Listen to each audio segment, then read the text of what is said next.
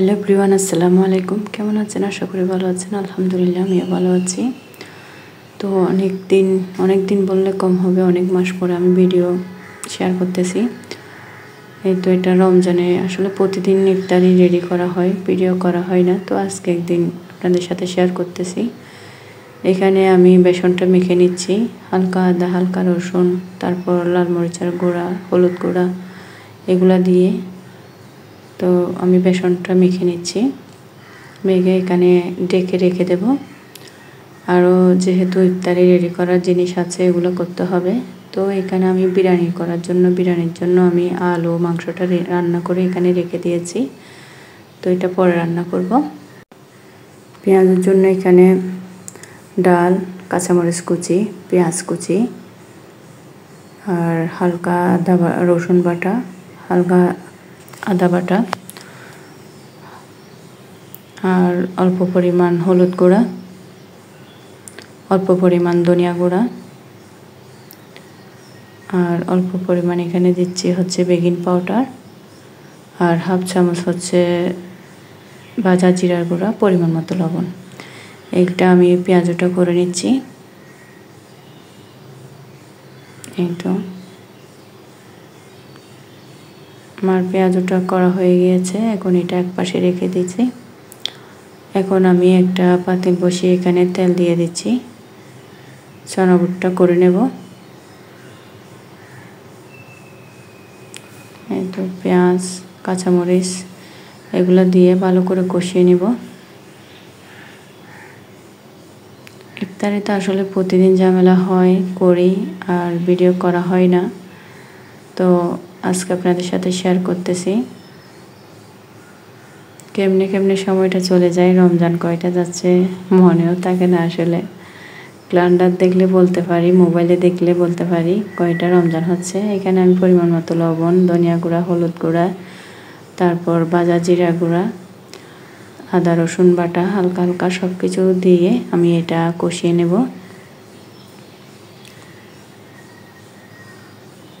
এই তো হালকা আদা রসুন বাটা দিয়ে দিচ্ছি আর ভাজা জিরা গুঁড়ো দিয়ে দিচ্ছি।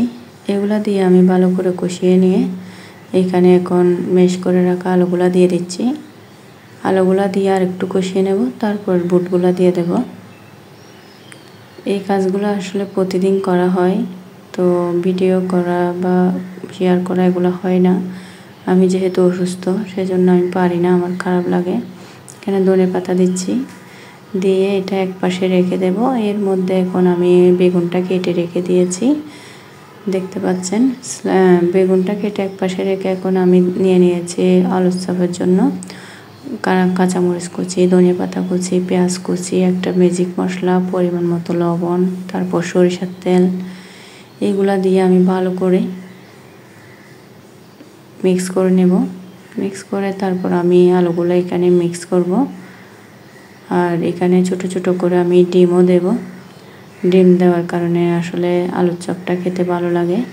এই তো আমি ডিমটা ছোট ছোট করে কেটে নিয়েছি, এখানে আলুর ভিতরে দিয়ে দিচ্ছি। এক এক করে আমি সব আলুর চপগুলো বানিয়ে রাখছি। এই কাজগুলো আমি শুরু করছি আসলে 2টা থেকে। কেমনে সময়টা চলে যাচ্ছে। আর আমাদের এখানে একটা সমস্যা, আমি ভিডিও শেয়ার করতে পারি না। আর একটা কারণ এখানে হচ্ছে প্রতিদিন আমাদের গ্যাসটা চলে যায় ঠিক আসরের নামাজের পরে। মানুষ তো আসলে মা বোনরা যারা আছে ইফতারি রেডি করে বাসায়, যারা কিনে আনে তো কিনে আনে, যারা বাসায় করে তারা তো আসলে আসরের নামাজটা পড়ার পরে ইফতারিটা তেলে বেজে নেই, আগে রেডি করে রাখলো। তো আসলে সেই সময় সুযোগটা হয় না। কারণ হয় না বলতে এখানে আমাদের আসরের নামাজটা পড়ে এসে যে ইফতারিটা রেডি করব সেই সময়টা হয় না। সময় হলো গ্যাসটা থাকে না, যা ইফতারিগুলো একটু গরম গরম খাওয়া যাবে সেরকম কোনো আসলে সিস্টেম হয় না। এখন প্রতিদিন গ্যাস চলে যায়, কী জন্য জানি না। আসলে আমাদের এখানে প্রতিদিন গ্যাসটা চলে যায় আসরের নামাজের পরে। যখন গ্যাস অন করব তখন দেখা যায় গ্যাস বন্ধ। তো আমি পেঁয়াজটা করে নিচ্ছি আর তেলটা একটু লালচে কালার লাগতেছে। এর মধ্যে আমি চিকেনটা করে নিয়েছি এই তেলে, সেজন্য এখন আমি আলুর চপটা দিয়ে দিচ্ছি। একটা একটা করে সব কিছু ভেজে রেখে তারপর বিরিয়ানিটা করতে হবে। আর চিন্তা করে দেখেন, আমি 2টা থেকে কাজটা শুরু করছি, ঠিক আসরের নামাজের আজানের সময় মানে এগুলো সব রেডি হয়েছে। আর কি পরিমাণ মানে সমস্যা, আসলে গ্যাসটা যদি থাকে সবার একটু সুযোগ হয়, আসরের নামাজটা পড়ে রিল্যাক্সে ইফতারিগুলো রেডি করা যায়, দুপুরবেলা একটু বিশ্রাম নেওয়া যায়। এখন সেই বিশ্রাম নেওয়ার কোনো অপশন নেই, এখন ইফতারি রেডি করার জন্য তাড়াহুড়া করতে হয়। আর আমার ছেলে যেহেতু হেফজখানায় পড়ে, ওরও টাইমে ইফতারিগুলো রেডি করতে হয়। সবাই আমার ছেলের জন্য দোয়া করবেন। মাশাআল্লাহ, ও সব রোজা রাখছে, একটা রোজা ছাড়াও মানে রোজা করে নেয়। ও প্রতিদিনই আলহামদুলিল্লাহ রোজাগুলো রাখতেছে। তো আমি বেগুনিটাও করে নিচ্ছি। এখন আমার বেগুনিটাও করা শেষ। এই তো আমার ইফতারি সব রেডি, বেগুনি, পেঁয়াজ ও আলুর চপ। তো এগুলা রেডি করে এক পাশে আমি টিফিন বক্সে রেখে দেব। আর এখানে আমি যে বিরিয়ানিটা করার জন্য আমি এখানে মাংস আলু ভেজে সুন্দর করে রান্না করে রেখেছি, এগুলো আমি তুলে নিব। তুলে নিয়ে আমি 30 মিনিট ভিজিয়ে রাখা যে চাউলটা আমি পানি জড়িয়ে রেখেছি, সেই চাউলটা আমি এখানে দিয়ে দিচ্ছি। দিয়ে ভালো করে আমি এটা কষিয়ে নেব তেল মশলার মধ্যে। এই তো এটা আমি ভালো করে কষানোর পরে এখানে ফুটানো গরম পানিগুলো দিয়ে দেব।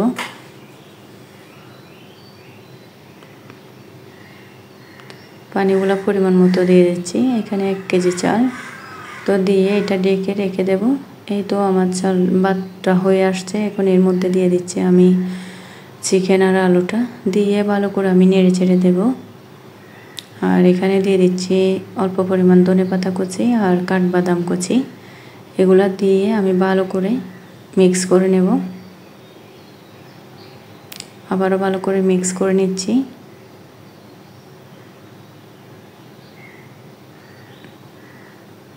এই তো এখানে কয়েক ফোঁটা দিয়ে দিচ্ছি কেওড়া জল, আর দিয়ে দেব এখানে হচ্ছে ঘিটা বসে গেছে, এটা আমি নর্মাল ফ্রিজে রাখছি সেজন্য। এগুলো আসলে এখানে পাতিলে যদি রাখা হয় তাহলে ঠান্ডা হয়ে যাবে, হট বক্সের মধ্যে রেখে দিতে হবে, তাহলে গরম থাকবে। যেহেতু আমি ইফতারিটা অনেক আগে থেকে রেডি করে নিচ্ছি সেজন্য। তো আমি এগুলো টিফিন বক্সে নিয়ে নিচ্ছি। এখানে ফালুদার মধ্যে আইসক্রিম দিচ্ছি, আর চনাটা এখানে নিয়েছি, আর হচ্ছে বেগুনি, পেঁয়াজ ও আলুর চপ, আর এখানে শরবত, লেমন ফ্লেভারের একটা শরবত, আর এটা হচ্ছে বিরিয়ানিতে খাওয়ার জন্য শসা, গাজর। রাতের খাবারগুলো ইফতারিতে রেডি করে নিয়েছি, কি করব, কিছু করার নাই। আর এখানে ডিম আর বিরিয়ানি। আজ এই পর্যন্ত। আল্লাহ হাফেজ, আসসালামু আলাইকুম।